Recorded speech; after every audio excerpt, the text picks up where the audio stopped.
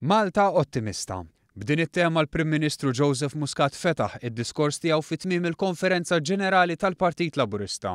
Joseph Muscat fisser kif filwaqt li ninsabu mdawra b'konflitti u pessimiżmu, l-ottimizmu ta' pajjiżna qed ikebbes id-dawl fl-atmosfera mdalma li ħakmet ir-reġjun tagħna. Dan grazzi għal 5 fatturi li fi kliem il-Prim Ministru qed jikkontribwixxu biex Malta dawret id-direzzjoni u tinsab mixja fi triq ta' suċċess. Iktar kmieni, iktar malajr u b'aktar riżultati milli ħafna kienu jistennew.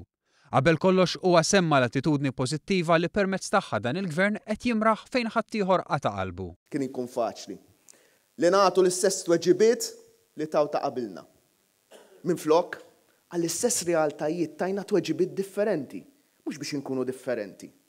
Iżda għaliex dak li kien hemm bżonn u dak li aħna li ġejna magħżula biex nagħmlu. Għaliex kapaċi nwettqu.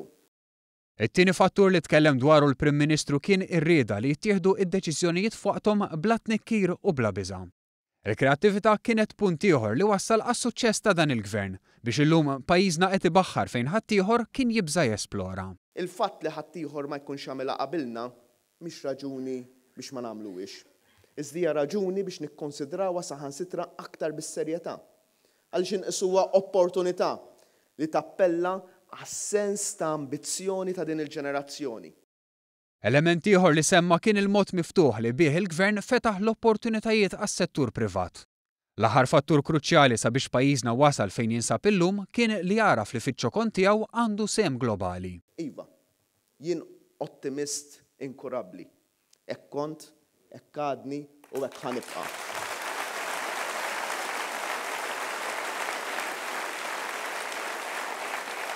Ottimist għax Malti. Ottimist għaliex naf li t-triq li ninsabu fija diġà bdiet tagħtina riżultati. Iżda li r-riżultati li qatt iridu niksbu se jkunu ferm akbar u ferm aħjar minn dawk li qegħdin taraw intom stess sa issa. Il-Prim Ministru sostna li l-Ewropa għandha mill-ġdid tkun il-mutur ekonomiku tad-dinja billi tieħu it-triq tas-sens komun. Triq infassla fuq politika ta' dixxilpina u flessibilità. Tenna wkoll l-importanza li pajjiżna jibqa' jħaddan in-newtralità tiegħu fi żmien ta' theddid minn elementi estremisti u terroristiċi. Għalhekk, filwaqt li nbiddlu lil Malta, se nibqgħu nħadnu l-prinċipji li permezz tagħhom wasalna fejn aħna u li se jgħinuna għall-futur biex niksbu u nikdbu mill-ġdid l-istorja ta' suċċess ta' pajjiżna.